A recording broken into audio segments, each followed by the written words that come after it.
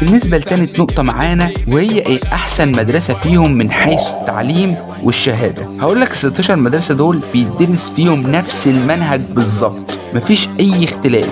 اللي هتدرسه في المدرسة اللي في مصر هو نفس اللي هتدرسه في المدرسة اللي في أمريكا، هو نفس اللي هتدرسه في المدرسة اللي في ألمانيا، وباقي الدول نفس الموضوع. وزي ما قلت لك انت بتختار الدولة اللي انت عايزها على حسب انت عايزها ليه وفين، فانت بتختار ايه المناسب بالنسبة لك. هتقولي بالنسبة للشهادة، هقولك نفس الموضوع بالظبط. الشهادة بتاعت ألمانيا هي الشهادة بتاعت مصر، كلهم معترف بيهم في العالم كله.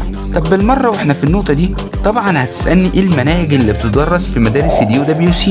هقول لك مناهج كامبريدج، الIG، مدارس الأمم المتحدة المعترف بيها في جميع دول العالم حتى مصر. وفي ملحوظة مهمة جدا لازم حضراتكم تاخدوا بالكم منها، وهي ان مدارس الUWC بتقبل الطلاب الحاصلين على